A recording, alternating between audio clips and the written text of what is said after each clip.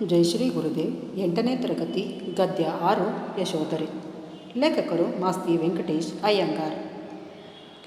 ಗೌತಮ ಬುದ್ಧ ಎಂಬ ಹೆಸರನ್ನು ಪಡೆದಂತಹ ಸಿದ್ಧಾರ್ಥನು ರಾಜ್ಯವನ್ನು ಬಿಟ್ಟು ಹೋಗಿ 10 ವರ್ಷಗಳು ಕಳೆದಿವೆ.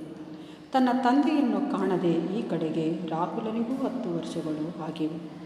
ಇತ್ತ ಕಪಿಲವಸ್ತುವಿನ ಅರಮನೆಯ ಅಂತಃಪುರದಲ್ಲಿ ಯಶೋಧರೆ ಒಬ್ಬಳೇ ಯೋಚನಾಮಗ್ನಳಾಗಿ ಸಿದ್ಧಾರ್ಥನ ಫೋಟೋವನ್ನು ನೋಡುತ್ತಾ ಕಣ್ಣೀರಿಡುತ್ತಾ ಕುಳಿತಿದ್ದಳು. ತನ್ನ ದುಃಖಕ್ಕೆ ಕಾರಣವೇನೆಂದು ಗೆಳತಿಯಾದಂತಹ ಅಂಬಿಕೆ ಕೇಳಿದಾಗ, ನಾನು ಇಂದಿನ ರಾತ್ರಿ ಅಮಂಗಳವನ್ನು ಸೂಚಿಸುವ ಕನಸನ್ನು ಕಂಡೆನು.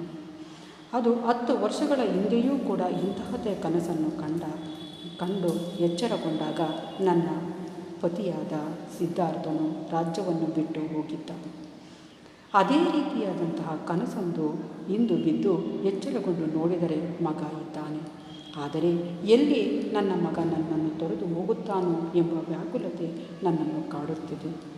ಅಭ್ಯಾಸಕ್ಕೆ ಹೋಗಿದ್ದ ರಾಹುಲನು ಬಂದು, ಅಮ್ಮ, ತಂದೆಯನ್ನು ನಾನು ನೋಡಿಯೇ ಇಲ್ಲ, ಆತನನ್ನು ಕರೆತರಲು ನಾನು ಹೋಗುವುದಾಗಿ ತಿಳಿಸುತ್ತಾನೆ. ಇದಕ್ಕೆ ತಾತನ ಅನುಮತಿಯನ್ನೂ ಪಡೆದಿರುವುದಾಗಿ ತಿಳಿಸುತ್ತಾನೆ. ಇದರಿಂದ ಆತಂಕಗೊಂಡಂತಹ ಯಶೋಧರೆ ರಾಜನನ್ನು ಕರೆತರಲು ತನ್ನ ಗೆಳತಿಯಾದ ಅಂಬಿಕೆಗೆ ತಿಳಿಸುತ್ತಾಳೆ. ಆಗ ರಾಜ ಅಂತಃಪುರಕ್ಕೆ ಅಂಬಿಕೆಯೊಂದಿಗೆ ಬರುತ್ತಾನೆ. ಮೊದಲಿಗೆ ಕವಿ ಮಾಸ್ತಿ ವೆಂಕಟೇಶ ಅಯ್ಯಂಗಾರ್ರವರ ಪರಿಚಯವನ್ನು ಮಾಡಿಕೊಳ್ಳೋಣ. ಕನ್ನಡ ಸಾಹಿತ್ಯ ಲೋಕದಲ್ಲಿ ಸಣ್ಣ ಕಥೆಗಳ ಜನಕರೆಂದೇ ಪ್ರಸಿದ್ಧಿ ಪಡೆದ ಶ್ರೀನಿವಾಸ ಕಾವ್ಯನಾಮದಿಂದ ಹೆಸರಾಂತರಾದ ಮಾಸ್ತಿ ವೆಂಕಟೇಶ ಅಯ್ಯಂಗಾರ್ರವರು ಕೋಲಾರ ಜಿಲ್ಲೆಯ ಮಾಲೂರು ತಾಲೂಕಿನ ಮಾಸ್ತಿ ಎಂಬ ಗ್ರಾಮದಲ್ಲಿ 6/6/1891ರಲ್ಲಿ ಜನಿಸಿದರು. ತುಂಬ ಬಡತನವಿದ್ದರೂ ಕಷ್ಟಪಟ್ಟು ವಿದ್ಯಾಭ್ಯಾಸ ಮಾಡಿ ಉತ್ತಮ ದರ್ಜೆಯಲ್ಲಿ ಇಂಗ್ಲಿಷ್ MA ಪದವಿ ಪಡೆದರು. ಮೈಸೂರು ಸಿವಿಲ್ ಸರ್ವಿಸ್ ಪರೀಕ್ಷೆಯಲ್ಲಿ ಮೊದಲ ಸ್ಥಾನ ಪಡೆದು ಅಸಿಸ್ಟೆಂಟ್ ಕಮಿಷನರ್ ಆಗಿ ರಾಜ್ಯದ ವಿವಿಧೆಡೆ ಕರ್ತವ್ಯ ನಿರ್ವಹಿಸಿ ನಿವೃತ್ತರಾದರು. ಇವರು ಕಾವ್ಯ, ನಾಟಕ, ಕಾದಂಬರಿ, ವಿಮರ್ಶೆ ಹೀಗೆ ಕನ್ನಡ ಸಾಹಿತ್ಯದ ವಿವಿಧ ಪ್ರಕಾರಗಳಲ್ಲಿ ಕೃತಿಗಳನ್ನು ರಚಿಸಿದ್ದಾರೆ. ಇವರ ಸಣ್ಣ ಕಥೆಗಳು ಒಟ್ಟು 13 ಸಂಪುಟಗಳಲ್ಲಿ ಪ್ರಕಟವಾಗಿವೆ. ಗೌತಮಿ ಹೇಳಿದ ಕತೆ, ಸಾರಿಪುತ್ರನ ಕೊನೆಯ ದಿನಗಳು, ಕುಚೇಲನ ಭಾಗ್ಯ, ಹೇಮಕೂಟದಿಂದ ಬಂದ ಮೇಲೆ, ಚಿಕ್ಕವೀರ ರಾಜೇಂದ್ರ ಮೊದಲಾದವು ಪ್ರಮುಖ ಕೃತಿಗಳು. ಇವರ ಚಿಕ್ಕವೀರ ರಾಜೇಂದ್ರ ಕೃತಿಗೆ 1983ರಲ್ಲಿ ಜ್ಞಾನಪೀಠ ಪ್ರಶಸ್ತಿ ದೊರೆತಿದೆ. ಇವರು 6/6/1986ರಲ್ಲಿ ನಿಧನರಾದರು. ಪ್ರಸ್ತುತ ಗದ್ಯ ಭಾಗವನ್ನು ಮಾಸ್ತಿ ವೆಂಕಟೇಶ್ ಅಯ್ಯಂಗಾರ್ರವರ ಯಶೋಧರೆ ಎಂಬ ನಾಟಕದಿಂದ ಸಂಪಾದಿಸಿ ನಿಮಗೆ ನಿಗದಿಪಡಿಸಲಾಗಿದೆ. ಕನ್ನಡ ಸಾಹಿತ್ಯ ಪ್ರಕಾರಗಳಲ್ಲಿ ನಾಟಕವೂ ಒಂದು. ಕಾವ್ಯಗಳಲ್ಲಿ ನಾಟಕ ಮನೋಹರವಾದದ್ದು. ನಾಟಕದಲ್ಲಿ ಪಾತ್ರಗಳ ಅಭಿನಯ, ದೃಶ್ಯಾವಳಿಗಳು, ಸಂಭಾಷಣೆ, ಸಂಗೀತ ಮೊದಲಾದವು ನೋಡುಗರ ಮನಸ್ಸನ್ನು ಸೂರೆಗೊಳ್ಳುತ್ತವೆ. ಇತಿಹಾಸದಲ್ಲಿ ಬರುವ ಮಹಾಪುರುಷರು, ಯುಗ ಪ್ರವರ್ತಕರು ಮೊದಲಾದವರ ಪರಿಚಯವನ್ನು ಹಾಗೂ ಅಂದಿನ ಸಾಮಾಜಿಕ ವ್ಯವಸ್ಥೆಗಳ ಪ್ರತಿಬಿಂಬವಾಗಿ ಮೂಡಿ ಬಂದವುಗಳೇ ಐತಿಹಾಸಿಕ ನಾಟಕಗಳು. ಈ ನಿಟ್ಟಿನಲ್ಲಿ ಕಪಿಲವಸ್ತುವಿನ ರಾಜಕುಮಾರ ಸಿದ್ಧಾರ್ಥ ಬುದ್ಧನಾಗ ಬಯಸಿ ರಾತ್ರೋರಾತ್ರಿ ಯಾರಿಗೂ ತಿಳಿಸದೆ ರಾಜ್ಯವನ್ನು ಪರಿತ್ಯಾಗ ಮಾಡಿ ಹೋಗುತ್ತಾನೆ. ಆದರೆ ಇತ್ತ ಆತನ ಮಡದಿಯಾದ ಯಶೋಧರೆ ಅನುಭವಿಸುತ್ತಿದ್ದ ಭಯ, ಆತಂಕ ಹಾಗೂ ಮಾನಸಿಕ ತುಮುಲಗಳು, ವ್ಯಥೆಗಳನ್ನು ಈ ನಾಟಕದಲ್ಲಿ ಪ್ರೇಕ್ಷಕರ ಮನಮುಟ್ಟುವಂತೆ ಮನೋಜ್ಞವಾಗಿ ಕವಿ ಮಾಸ್ತಿ ವೆಂಕಟೇಶ್ ಅಯ್ಯಂಗಾರ್ ಅವರು ಚಿತ್ರಿಸಿದ್ದಾರೆ. ಯಶೋಧರೆ ಪಟದ ಅಡಿಗೆ ತಲೆಯಿಟ್ಟು ದುಃಖಿಸುವಳು. ಸನ್ನಿವೇಶ: ಯಶೋಧರೆ ಸಿದ್ಧಾರ್ಥನ ಫೋಟೋದ ಕೆಳಗೆ ತಲೆಯನ್ನು ಇಟ್ಟು ನೋವಿನಿಂದ ಆಳ್ತಾ ಇದ್ದಾಳೆ. ರಾಹುಲನು ಹೂಗಳನ್ನು ತೆಗೆದು ಪೀಠದ ಮೇಲೆ ಹಾಕುವನು. ಸಿದ್ಧಾರ್ಥನ ಮಗನಾಗಿರ್ತಕ್ಕಂಥ ರಾಹುಲನು ಅಲ್ಲಿರ್ತಕ್ಕಂಥ ಹೂಗಳನ್ನು ತೆಗೆದು ಆ ಪೀಠದ ಮೇಲೆ ಇಡ್ತಾನೆ. ತಾಯ ಹೆರಳಿಗೆ ಒಂದು ಹೂವನ್ನಿಟ್ಟು ಸೊಗಸು ನೋಡುವನು. ಆಮೇಲೆ ತಾಯಿಯ ಜಡೆಯಲ್ಲಿ ಒಂದು ಹೂವನ್ನು ಇಟ್ಟು ಅವಳ ಸೌಂದರ್ಯವನ್ನು ಗಮನಿಸ್ತಾನೆ. ಅದೇ ವೇಳೆಗೆ ರಾಜನು ಅಂಬಿಕೆಯು ಬರುವರು. ಅದೇ ಸಂದರ್ಭದಲ್ಲಿ ರಾಜ ಮತ್ತು ಯಶೋಧರೆಯ ಗೆಳತಿಯಾಗಿರ್ತಕ್ಕಂಥ ಅಂಬಿಕೆ ಇಬ್ಬರೂ ಕೂಡ ಯಶೋಧರೆಯ ಅಂತಃಪುರಕ್ಕೆ ಆಗಮಿಸ್ತಾರೆ. ರಾಜ: ಅಮ್ಮಾಜಿ ಬಂದಿಹೇನು? ರಾಜ ಹೇಳ್ತಾನೆ, ಸಣ್ಣ ಸೊಸೆಯನ್ನು ಕುರಿತು, ಅಮ್ಮಾಜಿ ನಾನು ಬಂದೆ ಅಂದ. ಯಶೋಧರೆ: ಎದ್ದು ಬಂದು ನಮಸ್ಕರಿಸಿ ಪೀಠವನ್ನು ಕೊಳಬೇಕು. ಯಶೋಧರೆ ಎದ್ದು ತನ್ನ ಮಾವನಿಗೆ ಕಾಲಿಗೆ ನಮಸ್ಕಾರವನ್ನು ಮಾಡಿ ಆಮೇಲೆ ಚೇರನ್ನು ಪಕ್ಕಕ್ಕೆ ತಳ್ಳಿ ಇದ್ರ ಮೇಲೆ ಕೂತ್ಕೋಬೇಕು ಅಂತ ಹೇಳ್ದ. ನಾನು ಬಹುದಿನದಿಂದ ನಿಮ್ಮ ಬೇಡುತ್ತಲಿದ್ದೆ. ಸೋದರಿಯ ಸುತೆ ಎಂದು ಎಳೆತನದಲ್ಲೇ ನನ್ನ ಕರೆತಂದಿರಿ, ಸಾಕಿ ಸಲಹಿದಿರಿ, ಸೊಸೆಯಾಗಿ ಮನೆಗೆ ಹೋಗಿಸಿದಿರಿ, ಬಾಳವೆಯನ್ನು ಉದ್ಧರಿಸಿದಿರಿ.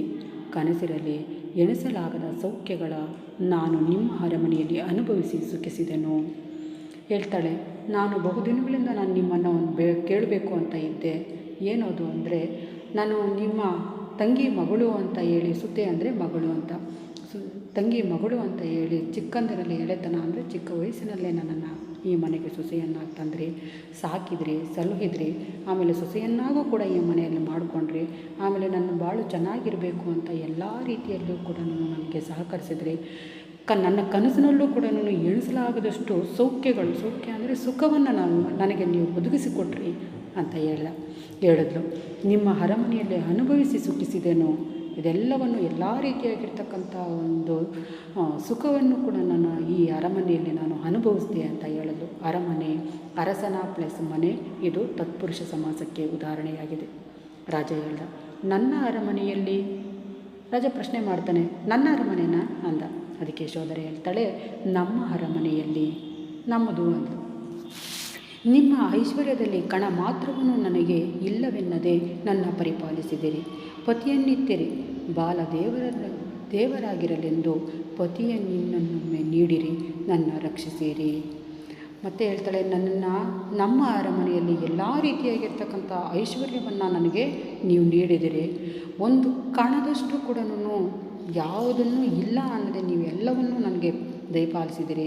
ನನ್ನ ಗಂಡನನ್ನು ಕೊಟ್ಟರೆ, ಮತ್ತು ದೇವರಂಥ ಮಗುವನ್ನು ಕೊಟ್ಟಿದ್ದೀರಿ. ಆದರೆ ಇನ್ನೂ ಒಂದು ಸಾರಿ ನನಗೆ ನನ್ನ ಗಂಡನನ್ನು ನನಗೆ ತಂದುಕೊಡಿ, ನನ್ನನ್ನು ರಕ್ಷಣೆ ಮಾಡಿ ಅಂತ ಕೇಳಿದ್ಲು ಯಶೋಧರೆ. ಆಗ ರಾಜ ಹೇಳ್ತಾನೆ, ಏನು ಮಾಡೆಂದು ಕೇಳುವೆ, ಏನು ಮಾಡಬೇಕು ಅಂತ ಕೇಳ್ತಾ ಇದ್ದೀಯಾ? ಯಶೋಧರೆ ಹೇಳ್ತಾಳೆ, ನಮ್ಮ ಅಣ್ಣಾಜಿ ತಂದೆಯನ್ನು ಕರೆತರಲು ಹೋಗುವೇನು ಎನ್ನಲಾಗಿ ನೀವು ಒಪ್ಪಿದಿರಂತೆ. ನಮ್ಮ ಅಣ್ಣಾಜಿ ಅಂತಂದರೆ ರಾಹುಲ ನಮ್ಮ ಅಪ್ಪನನ್ನು ಕರ್ಕೊಂಬರಕ್ಕೆ ಹೋಗ್ತೀನಿ ಅಂತಂತ ಹೇಳಿದಾಗ, ನಿಮ್ಮ ಹತ್ರ ಹೇಳಿದಾಗ ನೀವು ಅವನಿಗೆ ಅನುಮತಿಯನ್ನು ಕೊಟ್ಟರಂತೆ. ನಾನು ನಿಮ್ಮನ್ನು ಮೊದಲೇ ಬೇಡಿಕೊಂಡಿದ್ದೆ, ನಾನು ಅವರೆಡೆಗೆ ಹೋಗುವೆನು, ಇವನನ್ನು ಇಲ್ಲಿಯೇ ನಿಲ್ಲಿಸಿಕೊಳ್ಳಿರಿ. ನಾನು ನನ್ನ ಗಂಡನ ಜೊತೆ ಹೊರಟೋಗ್ತೀನಿ, ಸಿದ್ಧಾರ್ಥನ ಜೊತೆ ಹೊರಟೋಗ್ತೀನಿ, ಈ ಮಗುನ ಇಲ್ಲೇ ನಿಲ್ಲಿಸ್ಕೊಳ್ಳಿ ಅಂತ ನಾನು ನಿಮ್ಮನ್ನು ಮೊದಲೇ ಬೇಡ್ಕೊಂಡಿದ್ದೆ. ಆದರೆ ನೀವು ಅದಕ್ಕೆ ಒಪ್ಪಲಿಲ್ವಲ್ಲ ಅಂತ ಹೇಳಿ ಯಶೋಧರೆ ಕೇಳಿದ್ಲು. ಅದಕ್ಕೆ ರಾಜ ಹೇಳ್ತಾನೆ, ಅಮ್ಮಾಜಿ, ಬಾಲಕನು ತಂದೆಯನ್ನು ಕರೆತರುವೆನೆಂದೆನಲು ಕೇವಲ ವಿನೋದದಲ್ಲಿ ಆಗಬಹುದೆಂದೆನು. ನಮ್ಮ ಕುವರನ ಕರೆದು ತರಬೇಕು ಎನ್ನಲಾಗಿ ಓಹೋ ಬೇಹಿಲ್ಲವೇ, ಎಳೆಯನೂ ಕಳುಹುವರೇ. ಅದಕ್ಕೆ ರಾಜ ಹೇಳ್ತಾನೆ, ಅಮ್ಮ ಯಶೋಧರೆ, ನಾನು ಆ ಮಗುಗೆ ಆ ಮಗು ಹೇಳಿತು ನಮ್ಮ ಅಪ್ಪನನ್ನು ನಾನು ಕರ್ಕೊಂಬರ್ತೀನಿ ಅಂತ ಅಂದಾಗ, ನಾನು ಯಾವುದೋ ಹಾಸ್ಯದಲ್ಲಿ ತಮಾಷೆಗೆ ಸರಿ ಆಯಿತು ಹೋಗುವಂತೆ ಬಿಡು ಅಂತ ಹೇಳಿದೆ. ಆದರೆ ನಮ್ಮ ಕುವರನ್ನು ಕರೆತರಬೇಕಂದಾಗಿ ನನ್ನ ಮಗನನ್ನು, ಕುವರ ಅಂದರೆ ಮಗ, ಕುಮಾರ ಅಂತ ಅರ್ಥ. ಇಲ್ಲಿ ಕುಮಾರ ಅಂತಕ್ಕಂಥದ್ದು ತತ್ಸಮ, ಕುವರ ಅಂತಕ್ಕಂಥದ್ದು ತದ್ಭವ. ನನ್ನ ಮಗನನ್ನು ಕರ್ಕೊಂಡು ಬರೋದಕ್ಕೆ ಹೋಗು ಅಂದರೆ ಹೋಗು ಅಂತ. ಬೇಹಿಲ್ಲವೇ, ಅಂದರೆ ಗುಪ್ತಾಚಾರ ಇಲ್ವಾ ಅಂತ. ಎಳೆಯನನ್ನು ಕಳುಹುವರೆ, ಹೋಗಿ ಈ ಎಳೆಯ ವಯಸ್ಸಿನ ರಾಹುಲ್ನನ್ನು ನಾನು ಕಳಿಸ್ತೀನ ಹೇಳು ಅಂತ. ಅದಕ್ಕೆ ರಾಹುಲ, ಏನು ತಾತ, ಮುನ್ನ ಹೋಗಬಹುದೆಂದವರು ಈಗ ಉಂಟೆ ಎಂದು ಹೇಳುವಿರಿ? ಅಲ್ಲ ತಾತ, ಮೊದಲು ಹೋಗ್ಬೋದು ಅಂತ ಹೇಳಿದ್ರಿ, ಈಗ ಇಲ್ಲ ಅಂತ ಹೇಳ್ತಾ ಇದ್ದೀರಾ? ದೊಡ್ಡವರು ನನಗೊಂದು ಮಾತನಾಡುತ್ತಾ ತಾಯಿ ಕೇಳಿದರೆ ಬೇರೊಂದು ಮಾತು ಹೇಳುವಿರೋ? ನಾವು ಹೋಗುವೇನು, ಅಮ್ಮ ಇಂದಳುತ್ತಲಿದ್ದರು, ಅಣ್ಣ ಬಾರದಿರೇ ಅಳುತ್ತಲೇ ಇರುವರು, ನಾವು ಹೋಗಿ ಕರೆತರುವೆನು. ಅಲ್ಲ ತಾತ, ನೀವು ಮೊನ್ನೆ ನಾನು ಕೇಳಿದ್ರೆ ಹೋಗು ಅಂತ ಹೇಳಿದ್ರಿ, ಈಗ ನೋಡಿದ್ರೆ ಇಲ್ಲ ಅಂತ ಹೇಳ್ತಾ ಇದ್ದೀರಿ. ನೀವು ದೊಡ್ಡವರಾಗಿ ಅಮ್ಮನ ಹತ್ರ ಒಂದು ಮಾತು, ನನ್ನ ಹತ್ರ ಒಂದು ಮಾತು ಹೇಳ್ತಾ ಇದ್ದೀರಾ? ಇಲ್ಲ, ನಾನು ಹೋಗ್ತೀನಿ. ಅಮ್ಮ ಯಾವಾಗ ನೋಡಿದ್ರು ಅಳ್ತಾನೇ ಇದ್ಲು, ಅಮ್ಮನ ಅಳಲನ್ನು ನಾನು ತೀರಿಸೋದಕ್ಕಾಗಿ ನಾನು ಹೋಗಿ ನಮ್ಮ ತಂದೆಯನ್ನು ಕರ್ಕೊಂಡು ಬರ್ತೀನಿ ಅಂತ ಹೇಳಿದ್ದೆ ರಾಹುಲ ಹೇಳ್ತಾನೆ. ಅದಕ್ಕೆ ಯಶೋಧರೆ ಹೇಳಿದೆ, ಕೇಳಿದ್ದೀರಾ? ಹಸುಳೆ ಆಡುವ ಮಾತು ಕೇಳಿದ್ರಾ? ಈ ಮಗು ಹೇಳ್ತಕ್ಕಂಥ ಮಾತನ್ನು ಕೇಳಿದ್ರಾ? ನನಗೋ ನಿನ್ನೆ ನೋಡಿದ ಒಂದು ಕನಸು ಮನವು ತುಡುಕಿ ಉಸಿರಿಂದ ಉಸಿರು ಕಳುವಾಗಿ ಚೇತನವೆಲ್ಲ ಬೆಂಡಾಗಿ ಹೋಗಿಹುದು, ಒಣಗಿ ತರಗಾಗಿಹುದು. ಹೇಳ್ತಾಳೆ, ಈ ಮಗು ಆಡೋ ಮಾತನ್ನು ಕೇಳ್ದ. ನನಗಂತೂ ನಿನ್ನೆ ನಾನು ಕಂಡಂತಹ ಕನಸು ನನ್ನ ಮನಸ್ಸನ್ನು ಬಹಳಷ್ಟು ಕಲಕಿಬಿಟ್ಟಿದೆ. ನನ್ನ ಉಸಿರೇ ನಿಂತೋದಂಗಾಗಿದೆ. ನನಗೆ ಯಾವುದೇ ರೀತಿಯಾಗಿರ್ತಕ್ಕಂಥ ಚೈತನ್ಯ ಅಂತಕ್ಕಂಥದ್ದೇ, ಚೇತನ ಅಂದರೆ ಚೈತನ್ಯ ಅಂತಕ್ಕಂಥದ್ದೇ ಇಲ್ಲ. ನನ್ನ ದೇಹವೆಲ್ಲ ಬೆಂಡಾಗಿ ಒಣಗಿದ ಕಡ್ಡಿಯ ರೀತಿಯಲ್ಲಿ ಆಗಿಬಿಟ್ಟಿದೆ ಆ ಕನಸನ್ನು ಕಂಡು ಅಂತ ಯಶೋಧರೆ ಹೇಳಿದ್ಲು. ಅದಕ್ಕೆ ರಾಜ ಹೇಳ್ತಾನೆ, ಹೌದು, ಅಂಬಿಕೆ ಕನಸನ್ನು ಆತ ಹೇಳಿದಳು. ನನಗೆ ನಿಜದಿಂದ ಬಂದಿರುವ ನೋವು ಸಾಕಾಗಿರಲು ಕನಸಂದು ಬೇರೆ ಹಿಂಸೆಪಡಿಸುತ್ತಿದೆ. ಹೌದು, ನನಗೆ ಅಂಬಿಕೆ ಹೇಳಿದ್ಲು ಈ ಮಾತನ್ನು, ನಿನಗೆ ಒಂದು ಕನಸು ಬಂದು ಅದರಿಂದ ನೀನು ಬಹಳಷ್ಟು ತೊಂದರೆಯನ್ನು ದುಃಖಿಸ್ತಾ ಇದೆಯಾ ಅನ್ನೋದನ್ನು ಹೇಳಿದ್ಲು. ಅಲ್ಲ, ನಿನಗೆ ನಿಜ ಜೀವನದಲ್ಲಿ ಈ ಕಷ್ಟನೇ ಸಾಲದೆ ಆ ಕನಸು ಬೇರೆ ನಿನ್ನನ್ನು ಹಿಂಸೆ ಪಡಿಸ್ತಾ ಇದೆಯಲ್ಲ ಅಂತ ರಾಜ ಅಂದ. ಅದಕ್ಕೆ ಯಶೋಧರೆ, ಇಂದು ಇರುಳಾಗುವುದು, ಇನ್ನೇನು ಮಾಡುವ, ನಿದ್ದೆಯಲ್ಲಿ ಮುಳುಗಲಿ, ಇನ್ಯಾವ ಕನಸಿನ ಮೊಸಳೆ ಹಿಡಿಯುವುದೋ, ಇನ್ನೆನೆತು ತೊಳಲಬೇಕೋ ಎಂದು ಚೇತನಗಳೆಲ್ಲ ಭೀತಿಯಲ್ಲಿ ಕಲಕ್ಕೆ ನನಗೆ ನನ್ನನ್ನು ಧರಿಸಬೇಕು. ಮಂಟೆಯೂರಿ ನಮಸ್ಕರಿಸುವಳು. ಅಲ್ಲ ಅಪ್ಪಾಜಿ, ಇವತ್ತು ರಾತ್ರಿ ಆಗುತ್ತೆ, ಇವತ್ತು ಕೂಡ ಇನ್ನೂ ನಿದ್ದೆ ಮಾಡಬೇಕು. ನಿದ್ದೆ ಮಾಡುವಾಗ ಆ ಒಂದು ಕನಸಿನಲ್ಲಿ ಇನ್ನು ಯಾವ ರೀತಿಯಾಗಿರ್ತಕ್ಕಂತಹ ಮೊಸಳೆ, ಕಷ್ಟದ ಮೊಸಳೆ ಬಂದು ಕನಸಿನಲ್ಲಿ ನನ್ನನ್ನು ಹಿಡಿಯುತ್ತೋ, ಇನ್ನೇನು ಕಷ್ಟಕ್ಕೆ ನನ್ನನ್ನು ತಳ್ಳುತ್ತೋ, ನನಗಂತೂ ಭಯ ಅಂತಕ್ಕಂಥದ್ದು ತುಂಬಿ ನನ್ನ ಮನಸ್ಸನ್ನೆಲ್ಲ ಕಲಕ್ತಾ ಇದೆ. ನೀವೇ ನನ್ನನ್ನು ಆಶೀರ್ವದಿಸಿ ನನ್ನನ್ನು ಕಾಪಾಡಬೇಕು ಅಂತ ಹೇಳಿ ಮೊಣಕಾಲ ಊರ್ಬಿಟ್ಟು ಆ ಒಂದು ರಾಜನಿಗೆ ನಮಸ್ಕಾರವನ್ನು ಮಾಡ್ತಾಳೆ. ರಾಜ, ಹೇಳು ಅಮ್ಮಾಜಿ, ನಿನ್ನ ದುಃಖವನ್ನು ಕಾಣೇನೆ, ಹೇಳಮ್ಮ ಎದ್ದೇಳು, ನಿನ್ನ ದುಃಖ ನನಗೆ ಗೊತ್ತಾಗ್ತಾ ಇದೆ, ಹೇಳು ಅಂತ ಯಶೋಧರ ಎದ್ದು ಕುಳಿತುಕೊಳ್ಳುವಳು. ಯಶೋಧರೆ ಎದ್ದು ಕೂತ್ಕೋತಾಳೆ.